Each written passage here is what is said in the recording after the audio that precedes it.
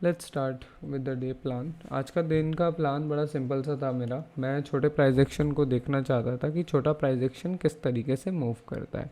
सबसे पहले यहाँ पे दो तीन सेटअप भी मिले थे, अगर आप देखोगे यहाँ पे अगर इसी सपोर्ट को कैरी करें तो एक हैमर अभी भी बना हुआ है, एक हैमर सुबह भी बना हुआ था, काइंड ऑफ बॉटम भी बना हुआ था ऊपर, मगर इतना ज़्यादा इंटरेस्ट आया नहीं। मुझे फील आ ही रहा था कि ये जो इन्वर्टेड हैमर है ऊपर, ये कहीं ना कहीं मार्केट को थोड़ा देर साइडवेज ज़रूर करेगा। और आज मार्केट ने बिल्कुल भी वॉल्यूम अभी तक नहीं दिया है। मैं होप कर रहा हूँ कि मार्केट थोड़ी देर में वॉल्यूम दे। जैसे 7 बज चुका है, इवनिंग यूएस मार्केट की ओपनिंग हो चुकी है, लगभग 8 9 10 बजे के करीब करीब शायद ये और ज़्यादा अब कंटिन्यूएशन की तरफ जाना शुरू करे। ये चीज़ मैं अभी के लिए वॉच कर रहा हूँ। अगर ये यहाँ से रिवर्स होती है, it would be surprising for me. फिर 42 400 के नीचे मेरी प्लानिंग अलग हो जाएगी, मैं अलग तरीके से सोचने लगूंगा, जैसा मैंने कल के दिन यहाँ पे सोचा था। तो ये सिंपल सा प्लान था और आज प्लान के अकॉर्डिंग कुछ भी नहीं मिला। मेरा प्लान के अकॉर्डिंग आया नहीं मार्केट, इसलिए मैंने कोई ट्रेड नहीं किया। क्योंकि देखोगे पूरा साइडवेज था। जब हम लोगों ने सुबह की वीडियो बनाई थी तब शायद मार्केट इन रेंजेस में था। उसके बाद मार्केट ने कुछ खास नहीं दिया। दो सेटअप हमारे बुलिश बनाए, मगर इतना ज़्यादा इंटरेस्टेड नहीं था मैं इसमें, क्योंकि कॉन्फिडेंस उतना ज़्यादा नहीं था इस पर कि ऊपर बेरिश सेटअप बनकर नीचे आ रहा मार्केट, उसमें लॉन्ग करना ये सब। तो ये थी आज की टोटल अभी तक की समरी। अब आप लोगों का देख लेते हैं क्या क्या आप लोगों के डाउट्स एंड प्रॉब्लम्स हैं, एंड आप लोगों की क्या एनालिसिस थे। अभी भी मैं यही देख रहा हूँ कि अगर 43 400 का जो ये लेवल है, ये किस तरीके से बिहेव करता है इंट्राडे में। क्या मार्केट यहाँ पे रेजिस्टेंस लेके नीचे आता है, जो कि मेरे को नहीं लग रहा कि मार्केट रेजिस्टेंस लेके नीचे आना चाहिए। क्योंकि और इसके पीछे रीज़न क्या है, रीज़न है वन डे। आप वन डे देखोगे तो मार्केट काफ़ी अच्छे से यहाँ पे कैरी करके गया है, इस पूरे सपोर्ट को बहुत अच्छे से कैरी करके ऊपर गया है। बहुत अच्छे से इसने एक काइंड ऑफ अब बुलिशनेस दिखानी शुरू करी है पिछले 2 3 दिन के बाद। सैटरडे संडे तो अपना वैसे ही गया, बेरिश गया, उसके बाद अब उठा है। तो मेरे हिसाब से अब ये क्लियर करेगा 44 700 को निकाल के इस तरीके से, वो ज़्यादा बेहतर होगा इसके लिए। ट्रेड लाइव वाईटी का एक बार चार्ट देख लेते हैं। हाँ यही रेंज एग्जैक्टली, इसी रेंज के ही बारे में अभी बात कर रहे थे कि मार्केट आज सारा दिन इन्हीं रेंजेस में रहा, बिल्कुल कॉन्फिडेंस नहीं था। यस, अब शायद मूवमेंट आ जाए। अब मार्केट वैसे भी 8 9 बजे बजे मूवमेंट देती ही देती है। उस टाइम पे हमारा ट्रेडिंग टाइम ओवर हो जाता है, दैट्स वाई करते नहीं है। तो अब शायद इवनिंग में ये निकलने को हो जाए और कल सुबह 43 800 44,000 जिस तरीके की बुलिशनेस चल रही है, 44,000 could be possible. Trade live 9.0 का चार्ट देख लेते हैं। अच्छा ये वाला लॉन्ग, इट्स टू, मतलब हाँ वही वाला पॉइंट की बात हो रही है यहाँ पे जो हम लोग शायद इधर सोच रहे थे। 0019 दिसंबर, 5 मिनट ही है कैंडल स्टिक का। अच्छा आपने सुबह सुबह ही ले लिया था, got it, now got it. आपने प्लान के अकॉर्डिंग आप सुबह सुबह ही यहाँ पे चढ़ गए होगे जब मार्केट ने ये अपना इस वेज को ब्रेक किया, इसको हम वेज बोलेंगे।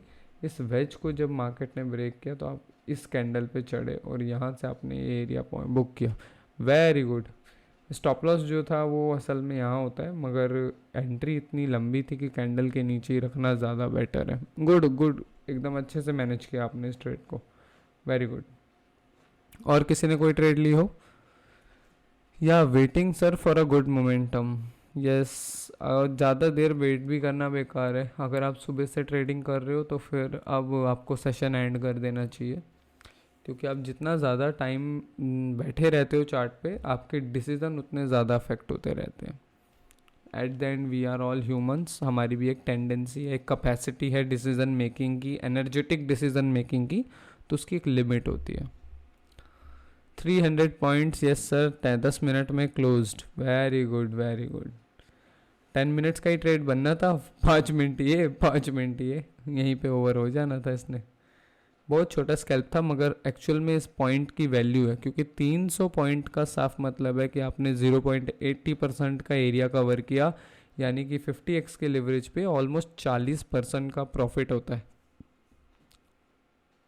Thank you sir, got it, welcome. Chart पर कितने टाइम बैठना चाहिए? Very good question. चार्ट पर बैठने का देखो हर किसी के पर्सनल पर डिपेंड करता है। अगर आप एक फुल टाइम ट्रेडर हो जो फुल टाइम ट्रेडिंग ही कर रहा है तो वो लगभग 6 to 8 आवर्स मार्केट की वॉलीटिलिटी के हिसाब से बैठ सकता है। और अगर डेली गोल पूरा हो गया, जैसे आपका डेली गोल इंट्राडे में 1 से 2 ट्रेड ही होता है, इससे ज़्यादा नहीं होता, तो अगर आपका एक ट्रेड हो गया या फिर आपने आज 2 कर ली, मैक्सिमम तो एक ही होती है, कभी कभार रेयर चांस होता है कि आप अपोजिट ट्रेंड या फिर अपनी एंट्री गलत होने की वजह से आप दोबारा एंट्री करते हो, तो 1 से 2 ट्रेड जो होती है इनफ होता है। अगर सुबह सुबह में ही 1-2 घंटे में काम बन जाए तो पूरा दिन फ्री कर दो, फिर अपना फिर बैठे रहने की ज़रूरत नहीं है। अगर आपको सेटअप नहीं मिलते जल्दी तो आप 6 से 8 घंटे मैक्सिमम बैठ सकते हो, उससे ज़्यादा नहीं। फुल टाइम में 6 से 8 घंटे। और जो पार्ट टाइम करते हैं प्लीज़ 3 to 4 आवर के अलावा मत दिया करो। आपकी पर्सनल लाइफ, आपका पर्सनल प्रोफेशन, काफ़ी सारी चीज़ें अफेक्ट होती हैं फिर ट्रेडिंग डिसीजन से, क्योंकि trading is a game of uncertainty. इसका क्या इम्पैक्ट जो होगा वो आपके हाथ में नहीं है, इसका रिजल्ट आपके हाथ में नहीं है, इट्स ऑल ऑन प्रोबेबिलिटी।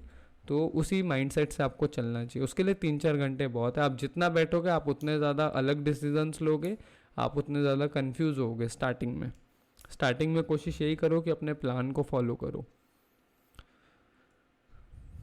मैं खुद, मेरा तो चलो सारा का सारा बिजनेस ही इसी के ऊपर है, दैट्स वाई मेरे को सुबह 5:30 बजे उठना होता है और फिर हम लोग शाम को 7 बजे इसको क्लोज करते हैं।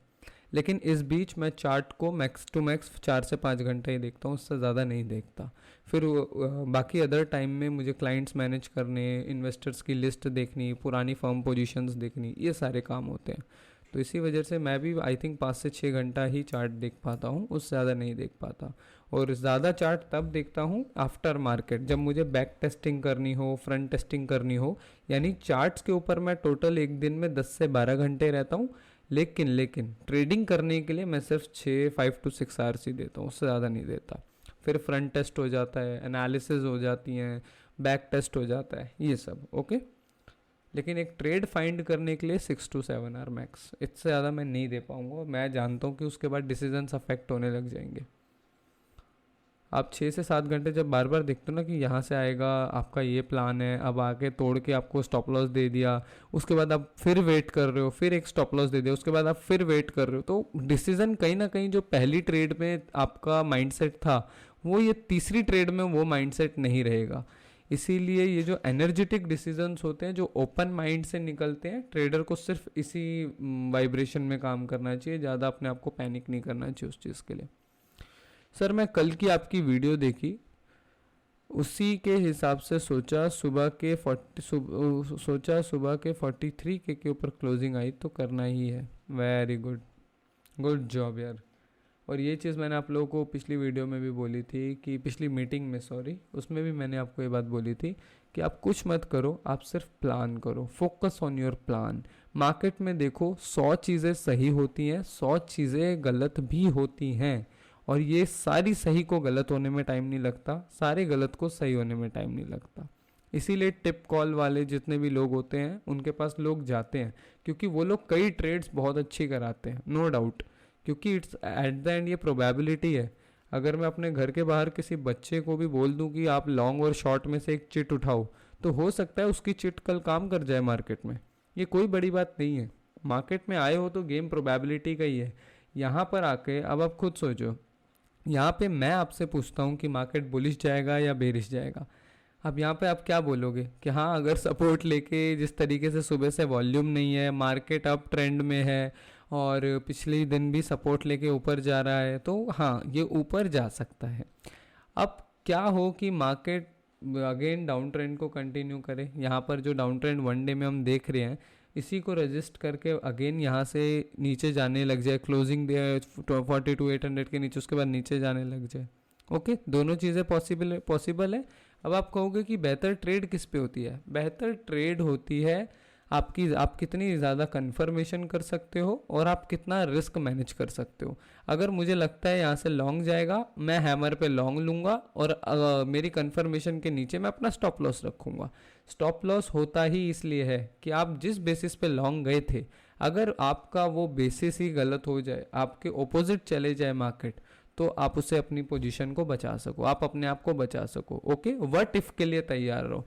आप पूरे श्योर हो, आपके पास सारी कंफर्मेशन है कि मार्केट ऊपर जाएगा, मगर व्हाट इफ वो रिवर्स हो जाए, तो उस व्हाट इफ के लिए ही स्टॉप लॉस होता है। ओके, आप पूरे कंफर्म हो कि इतनी बाइंग आ गई, अब तो नीचे ही जाएगा, तो व्हाट इफ अगर वो दोबारा से ऊपर जाने लग जाए, तो उसी के लिए स्टॉप लॉसेस होते हैं। Stop loss is all about safely exit of your wrong decisions. Okay, 7 बजे तक प्रॉपर बैठे रहते हैं, 7 बजे तक प्रॉपर बैठे रहते हैं, या 6 से 7 घंटा, मतलब कि 5 से 12 तक प्रॉपर देखें कि इधर में नहीं नहीं, ये मेरा टाइम प्रॉपर नहीं होता कि मैं उतना टाइम दे ही रहा हूँ। बेसिकली जैसे मैंने मान लो यहाँ पर एक एंट्री बना ली मेरी किसी सेटअप पे, और मेरे को पता है आज ऊपर जाएगा, और अब मैंने स्टॉप लॉस लगा दिया। स्टॉप लॉस मतलब लगाना, मतलब स्टॉप लॉस अपना फाइंड कर लिया कि यहीं कहीं आएगा। अब मैंने बीच बीच में अपने सारे काम निपटाने हैं, बीच बीच में मैंने ये भी देखना है कि मार्केट कितना जा रहा है, कैंडल कैसा बन रहा है, क्या समझ आ रहा है मुझे। 5 to 10 मिनट्स हर घंटे में मैं देता रहता हूँ, तो ये सारा एवरेज टोटल 5 से 6 ही घंटा बनता होगा। अगर पोजीशन नहीं मिल रही तो चार्ट्स पर बैठा रहता हूँ कि हाँ भाई अभी क्या बन रहा है क्या नहीं, लेकिन उसमें भी मैं ऐसा नहीं कि चार्ट को देखे ही जा रहा हूँ। कोई बुक पढ़ ली साइड वाइज, अपना जर्नलिंग कर लिया साइड वाइज, किसी क्लाइंट से बात कर ली साइड वाइज, या फिर कोई मीटिंग हो गई, जूम मीट हो गया इन्वेस्टर के साथ, ये सब होता रहता है। या फिर अपने जितने भी एम्प्लॉयज़ हैं उनके साथ बातचीत कर ली, ये सब होता रहता है। सर्च करके देखना गूगल पे कभी कि कितने लोग पूरे वर्ल्ड में ट्रेडिंग के अंदर प्रॉफिटेबल है। ओके, नॉट लाइक कि कितने लोग बहुत ज़्यादा रिच हो गए, या फिर कितने लोग करोड़पति बन गए, अरबपति बन गए, या लखपति बन गए, जस्ट प्लस में। ओके, प्लस प्लस का मतलब आप समझते हैं कि अगर मैंने साल के पहले दिन $1000 डाले हैं, तो क्या मैं साल के आखिरी दिन पे $1000 से $1 भी प्लस में हूँ, उसे कहते हैं हम प्रॉफिटेबल। ओके, तो उसको सर्च करना। आपको 1% आई थिंक वो मिलता है रिजल्ट, 5% बोलते हैं कई लोग, मगर वो 1 ही होता है। प्रॉफिटेबल 1% लोग होते हैं, यानी कि 1% लोग आपके प्रॉफिटेबल हैं पूरी दुनिया में।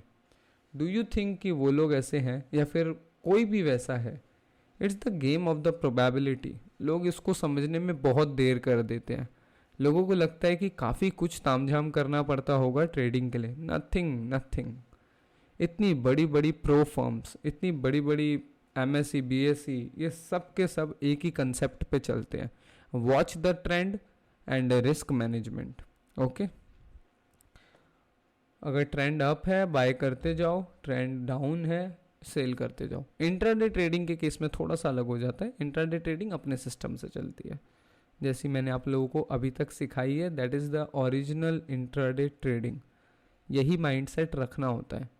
आप महीनों बाद की मार्केट या एक हफ्ते बाद की मार्केट आज ही प्रिडिक्ट नहीं कर सकते, या फिर आज ही कंफर्म नहीं हो सकते अपनी एनालिसिस पे कि ये तो 40,000 जाना ही जाना है, या फिर ये तो 52,000 जाना। आप ऐसा नहीं कह सकते, क्योंकि भले वो 52 पहुंच जाए, लेकिन वो किस तरह पहुंचेगा और उसमें आप कितनी एंट्रीज बना पाओगे, ये उस बात पे डिपेंड ही नहीं करता कि आपकी प्रेडिक्शन क्या है। ये इसी बात पे डिपेंड करता है कि आपकी इंट्राडे में पकड़ कैसी है, क्या रिस्क मैनेजमेंट फॉलो करते हो। 52K का विजन लेके बंदा कितना लॉस ले लेगा अगर मार्केट रिवर्स भी होता है तो intraday trader is a totally different game. YouTube पे स्ट्रीम करते हैं, बहुत लोग करते हैं। मेरे पास आए दिन लोग भी आते हैं, कंप्लेंट भी करते हैं, कहते हैं ये तो अलग चीज़ सिखा रहे, ये तो अलग चीज़ सिखा रहे, या फिर ये चीज़ इसने ऐसा कर दिया, उसने वैसा कर दिया। एक्चुअली आप सबको देखो, सबको एक सबसे एक्सपीरियंस लो, मेरा यही मानना है। कभी भी अपने आप को ऐसा नहीं करना चाहिए कि आप एक ही मतलब बंद हो जाओ, एक ही कुएं के मेंढक बन जाओ। वॉच द वर्ल्ड, ऑब्जर्व किया सराउंडिंग में क्या हो रहा है, मार्केट में क्या चल रहा है, घूमो, पूरी दुनिया में घूमो। फॉरेन के ट्रेडर्स को देखो वो लोग क्या कर रहे हैं, इंडियन ट्रेडर्स देखो वो लोग क्या कर रहे हैं, सबसे ज़्यादा अपने चाइनीज़ ट्रेडर्स को देखो वो लोग क्या कर रहे हैं। किसी को पकड़ के बैठो मत, सीखो, अपने खुद के एक्सपीरियंस से सबसे ज़्यादा सीखो। मैं भी यहाँ पे आके कोई आपको यूनिवर्सल लॉ नहीं बताता कि यही चीज़ काम करेगी। मैं कहता हूँ कि मेरे लिए ये चीज़ काम करती है। मीन्स कि मेरे को प्रोबेबिलिटी पे सबसे ज़्यादा भरोसा है। मेरे को किसी टेक्निकल एनालिसिस पे इतना भरोसा नहीं है किसी फंडामेंटल एनालिसिस पे इतना भरोसा नहीं है, मुझे प्रोबेबिलिटी पे भरोसा है। क्योंकि मैंने देखा है बड़ी बड़ी प्रो फर्म्स हो गई, बड़े बड़े बिजनेसमैन्स हो गए, जब वो स्टॉक मार्केट की गेम के अंदर आते हैं यानी ट्रेडिंग की गेम के अंदर आते हैं, they just have one single output और वो है प्रोबेबिलिटी। तो क्यों ना मैं भी उसी पे चलूँ, दूसरों की मिस्टेक से ही सीखूँ। स्विंग ट्रेडर ज़्यादा प्रॉफिटेबल होते हैं या इंट्राडे, इन सबको कैसे देखें, कहाँ पर से? इन सबको आप यूट्यूब पे देख सकते हो। एंड मतलब इस चीज़ की नॉलेज तो खैर देखो कोई भी नहीं देता, मगर जो मेरे एक्सपीरियंस से है कि दोनों ही प्रॉफिटेबल होते हैं, मगर ट्रेडर ट्रेडर पे डिपेंड करता है। कोई स्विंग ट्रेडिंग करता है, उसको अपने स्टाइल अगर वो जमता है तो वो उसको बिल्कुल करे, लेकिन स्विंग ट्रेडिंग सीखनी पड़ेगी, मतलब पूरी चीज़ सीखनी पड़ेगी कि स्विंग के रूल्स क्या होते हैं, स्विंग में सेटअप्स कैसे देखते हैं, स्विंग में एंट्री और एग्जिट कैसे करते हैं, स्विंग के अंदर रिस्क मैनेजमेंट क्या चलता है, स्विंग के अंदर ट्रेडिंग किस तरीके से होती है ओवरऑल की, टाइम कितना देना होता है, किस किस तरीके, उसकी बैक टेस्टिंग इतने सालों की। तो आपको एक ऐसा बंदा चाहिए होगा जो स्विंग के अंदर बहुत खेला हुआ आदमी हो, समझ रहे हो? जैसे यहाँ पे आपको इंट्राडे में मैंने आपको सिखाया कि जी वन डे ऐसे पहले अपना क्लियर रखो, उसके बाद अपना देखो कौन से सेटअप बन रहे हैं, फिर अपनी ट्रेडिंग सेशन को एंड कर दो। सेटअप आया आपका तो ओके, प्लान के हिसाब से आया तो ओके, रिस्क मैनेजमेंट लगाओ और ऊपर जाओ। तो ये चीज़ें आपको मैंने सिखा दी क्योंकि मुझे इंट्राडे का एक्सपीरियंस है काफ़ी। तो स्विंग सीखने के लिए आपको एक ऐसा बंदा चाहिए होगा जिसको ये सारी चीज़ें, जिसने 7-8 साल स्विंग में दिए हों मार्केट के अंदर, समझ रहे हो? मैं स्विंग करता हूँ लेकिन पार्ट ऑफ द टाइम बड़े फंड से, उसको मैं छोटे ट्रेडर्स या फिर नए ट्रेडर्स को एक्सप्लेन करके उसमें कुछ नहीं मिलना, ना ट्रेडर को कुछ समझ आएगा बल्कि वो भटक और जाएगा, तो फ़ायदा ही नहीं है। सर जिस ट्रेड में आपका एसएल लगा, मुझे लगा आप 400 पॉइंट्स तो बुक किए ही होंगे, जब मार्केट पलटी तो आप क्यों नहीं निकले? क्या ये फैसला भी करना होता कि आज 800 पॉइंट लेके ही जाने? हाँ ये एक ना, ये क्या प्यारा क्वेश्चन किया 9.0। ये एक ना मन में होता है कि यार अच्छी एनालिसिस है, अच्छा मार्केट चल रहा है। आप खुद देखो, अगर मार्केट मान लो मेरी एनालिसिस के अकॉर्डिंग सचमुच रिवर्स होता तो आपको नहीं लगता कि 4400 आना कोई बड़ी बात नहीं थी? आराम से आता। अगर मार्केट को रिवर्स ही होना है और नीचे ही गिरना है यहाँ तक, तो 4400 यहाँ कहीं पे था, यहाँ कहीं पे था 4400। ओके, 40,000 का लेवल ये रहा और 4400 यहाँ था। तो आपको नहीं लगता कि उसको तो बहुत इजीली हिट हो जाना चाहिए था? तो यही मेरे माइंड में था कि नहीं यार, या तो इसमें एसएल लूंगा या तो पूरा टारगेट लूंगा। दैट्स वाई मैं उसमें वेट करता रहा। काफ़ी प्यारा क्वेश्चन। इंट्राडे में कितनी बैक टेस्टिंग होनी चाहिए? इंट्राडे के अंदर तो मैं कहूँगा इंट्राडे इज़ वेरी चैलेंजिंग, जितनी बैक टेस्टिंग कर सको उतनी कम है। करते रहो, अपने आप को बनाते रहो। देखो ट्रेडिंग नहीं बनेगी, आप बनोगे अच्छे ट्रेडर। ओके, ट्रेडिंग खुद से नहीं आके, मार्केट को कोई फ़र्क नहीं पड़ता आप यहाँ से लॉन्ग उठा लो, मार्केट को कोई फ़र्क नहीं पड़ता आप यहाँ से शॉर्ट उठा लो, कोई फ़र्क नहीं पड़ता मार्केट को। इसीलिए हमें मार्केट को इम्प्रेस नहीं करना, हमें मार्केट में बेहतर नहीं होना, हमें खुद बेहतर होना है। यही गोल लेके चलो कि आप अपने आप को कैसे और बेहतर ट्रेडर बना सकते हो। एक प्रोसेस बना लो कि इतने घंटे मेरी ट्रेडिंग है, ट्रेडिंग के अंदर क्या क्या करना है मैंने प्लान करना है, फिर अपने प्लान को फॉलो करना है और फिर उस पर अड़े रहना है और जर्नलिंग करनी है। उसके बाद एक आध घंटा अपने बैक टेस्टिंग का निकाल लो, फिर बैक टेस्टिंग का एक प्रोसेस बनाओ कि सबसे पहले मैंने ऐसी लाइन लगानी है और ये चीज़ें नोट करनी है आज की बैक टेस्टिंग में, फिर उसका क्या रिजल्ट आया उसकी जर्नलिंग करनी है। इस तरीके से ट्रेडर्स अपने अपने प्रोसेस बनाते हैं। कई लोग मैंने देखे हैं, आएंगे चार्ट खोलेंगे, 4-5 बातें उन्हें पता होंगी, वो उसी के ऊपर लगे रहेंगे। ऐसा नहीं होता। Everything needed a process.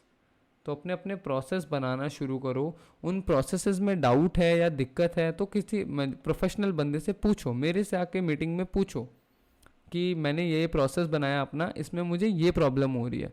ये मीटिंग्स हम 30 मिनट्स की क्यों रखते हैं? ताकि आप लोग अपने अपने अपने प्लान को बेहतर करो, अपने प्रोसेसेस को बेहतर करो, खुद को बेहतर करो। समझ रहे? सर आपने अभी बताया कि एक जर्नल होना चाहिए टेक्निकल के लिए और एक ग्रोथ एंड साइकोलॉजी ट्रैक करने के लिए। सेकंड वन, किस तरीके से आप मैनेज करते हैं, काइंडली शेयर। टेक्निकल वाला तो देखो मैं कैसे मैनेज करता हूँ कि आज की क्लोजिंग किधर हुई थी, उसको प्राइस लिख लिया, और हाई क्या था, लो क्या था, ये सब ये मेरा प्रोसेस है। आप इससे अलग भी कर सकते हो, जो आपको सुइटेबल और अच्छा लगे, जो आपको समझ में आए। ओके, उसके बाद मैं प्लान लिखता हूँ। Plan is the most important, कि आज का मेरा प्लान ये है and that is the reason, और कल का मेरा क्या रहा ये सब भी लिख लेता हूँ कई बार जब मेरे को ज़रूरी लगता है, या फिर कोई इंपॉर्टेंट बात हो तो वो भी पेज पे ही लिख लेता हूँ, एक ही पेज के अंदर। ये सारी टेक्निकल उसके अंदर आ गई। और जर्नलिंग में आपका यही सब आएगा। और जो साइकोलॉजी जर्नलिंग होती है वो दिन के एंड में होती है, कि बेसिकली ट्रेडिंग कहाँ जा रही है, कैसी जा रही है, प्लान फॉलो हो रहा है नहीं हो रहा, प्रोसेस सही हो रहा है या नहीं हो रहा। ठीक है, इस तरीके से आप टेक्निकल चीज़ें और साइकोलॉजिकल चीज़ें दोनों को साथ लेके चल सकते हो। अब मार्केट नीचे आ रहा है, और ये चीज़ अब यहाँ पे समझना कितना प्यारी है ट्रेडिंग, और कितनी प्यारी मैं आप लोगों के लिए से बना दूंगा कुछ दिनों के अंदर। यहाँ पे ध्यान देना, आज सुबह से हम लोग क्या प्लान कर रहे हैं कि हम लोग लॉन्ग साइड पे जाएंगे, क्योंकि मार्केट ने बहुत बढ़िया रिवर्सल टाइप का सीन बना दिया, तो अब तो रिवर्स होके निकलना चाहिए से, यही मेरा भी प्लान था।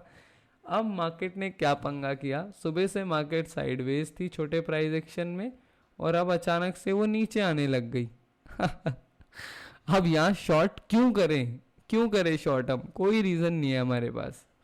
अगर मार्केट नीचे जाता है तो फिर यही चीज़ वही जो हमने बात करी थी, कि अगर मार्केट नीचे जाता है तो वो इस ट्रेंड को कंटिन्यू कर रहा है, नीचे जाएगा इसके नीचे। अब तो शॉर्ट इस सपोर्ट के बाद ही करेंगे भाई आराम से इससे पहले तो ट्रैपिंग बहुत ज़्यादा होने वाली है। तो ये चीज़ समझे। काफ़ी टाइम पहले मैं अपनी मीटिंग्स में एक बात बोलता था कि आपको अगर इंट्राडे ट्रेडिंग में और ज़्यादा अच्छा करना है, आपको छोटे प्राइस एक्शन और बड़े प्राइस एक्शन दोनों की साइकोलॉजी एक साथ लेके चलनी पड़ेगी। मतलब कि छोटे प्राइस एक्शन को देख के एकदम अंधे मत हो जाओ, अपना प्लान मत भूल जाओ कि बड़े प्राइस एक्शन में मार्केट क्या जा रही है, और बड़े प्राइस एक्शन को देख के एकदम अंधे मत हो जाओ कि छोटे प्राइस एक्शन में बन क्या रहा है। ओके, ये चीज़ है, दोनों की एक सेफ साइकोलॉजी जो होती है, एक सेम साइकोलॉजी जो होती है, वो आपकी एक अच्छी ट्रेड का रिजल्ट होता है। ओके, 18.0 ने एक भेजा है ट्रेड, शॉर्ट का ट्रेड आज इन्होंने लिया था, और आई थिंक इस वाली कैंडल पे लिया था। ओपोजिट कैंडल का सेटअप हमें भी दिख रहा है यहाँ पे, ये वाला इधर ब्रेक हुआ ओपोजिट कैंडल, यहाँ पे शायद एंट्री आ जाएगी, लेकिन इन्होंने थोड़ी सी नीचे ली, इस हाई पे स्टॉप लॉस सही है, और उसके बाद आई थिंक 1:2 का टारगेट। Very good trade. आज शॉर्ट का प्लान आपका क्यों था मैं जान सकता हूँ? हम सब लॉन्ग आज बुलिश थे हमारे भाई शॉर्ट का प्लान लेके बैठे, मगर इट वर्क्स। और यही चीज़ मैंने आपको समझाई थी कि अगर आप एज इट इज़ मेरे प्लान को कॉपी कर रहे हो तो आप अपने साथ धोखा कर रहे हो, क्योंकि फिर आप खुद कुछ नहीं बन पाओगे, बहुत मुश्किल हो जाएगा। लेकिन अगर आप अपना प्लान बना रहे हो and it is familiar to me, यानी सिमिलर टू मी, सेम होगा, तो वो बहुत अच्छी चीज़ है, कोई बात नहीं। लेकिन हाँ, हमेशा अपने प्लान को खुद बनाओ। अगर वो मेरे से ओपोजिट है तो कोई बात नहीं, आज का दिन है, आज से 1000 दिन बाद भी ट्रेडिंग हमने साथ ही करनी है, तो कोई इशू नहीं। आज का दिन आप टेस्ट करो कि क्या होता है, परसेप्शन किस तरफ जा सकता है। तो ये नई नई चीज़ें टेस्ट करो, अपने आप को कुएं का मेंढक मत बनाओ, बहुत बड़ी दुनिया है, खुल के ट्रेडिंग करो। ठीक है, एक टीचर के अंडर मत रहो ज़्यादा, मतलब कुछ महीने रहो, सिर्फ उसी को फॉलो करो, लेकिन आंख बंद करके भरोसा मत करने लग जाओ कि ये जो भी बताएंगे वही मेरे लिए काम करेगा। कई बार लाइफ की कंडीशंस, मेंटरशिप, सिचुएशन, हर चीज़ बहुत डिफ़र करती है, हर चीज़ बहुत मैटर करती है, जो शायद आपके किस में काम ना करे। ओके, इसीलिए कुछ महीने काम करने के बाद 3 महीने 6 महीने काम करो, बेहतर से बेहतर करो, एक एक बात सुनो अपने टीचर की। लेकिन अगर उसके बाद वो चीज़ वर्क नहीं कर रही आपके लिए तो डिस्कस करो, चेंज करो, इम्प्रूव करो। समझ रहे हो मेरी बात? एक जगह एक ही बिलीफ को लेके मत बैठो, क्योंकि मार्केट खुद एक बिलीफ पे नहीं चलती, हम ट्रेडर्स कैसे चल सकते हैं। ओके गाइस, ये चीज़ समझना। देखते हैं क्या होता है। शॉर्ट का तो कोई प्लान नहीं है, शॉर्ट की तरफ तो जाऊंगा ही नहीं, मेरा प्लान नहीं है। ओके, आप लोग प्लान कर सकते हो अगर आपके पास स्पेसिफिक रीज़न है तो। जैसे 18.0 ने यहाँ पे लिखा है कि स्टार कैंडल मिली, यानी कि इन्हें यहाँ पे स्टार कैंडल मिला, दैट्स वाई इन्होंने यहाँ पे ट्रेड पकड़ा था। और एक और चीज़ कि इम्प्रूवमेंट के लिए कभी भी जल्दीबाजी मत करो। इम्प्रूवमेंट होती ही टाइम के साथ है। जब हम बात कर रहे हैं इम्प्रूवमेंट की तो टाइम लगता है। आप अपने आप से पहले दिन ही एक्सपेक्ट नहीं कर सकते कि आप सारी एंट्री भी सही लो, मार्केट भी आपके हिसाब से चले, टारगेट भी आ जाए, स्टॉप लॉस भी ना आए। तो आप हर चीज़ परफेक्टली नहीं कर सकते, बड़े बड़े ट्रेडर्स नहीं करते, मैं खुद परफेक्टली हर चीज़ नहीं कर पाता, चीज़ों को मैनेज करना पड़ता है। तो इसीलिए अपने आप से कभी कभार ओवर एक्सपेक्टेशन भी रख लेता है आदमी कि हाँ जी सारी चीज़ें सही होनी चाहिए, जब मैं सीख रहा हूँ तो सारी चीज़ें सही होनी चाहिए, जब मैंने ये पता कर ली तो सारी चीज़ें सही होनी चाहिए, जब आज मैं ट्रेडिंग कर रहा हूँ तो। ऐसा नहीं होता, चीज़ें टाइम के साथ बेहतर होती है, साइकोलॉजी टाइम के साथ बिल्ड होती है। ओके,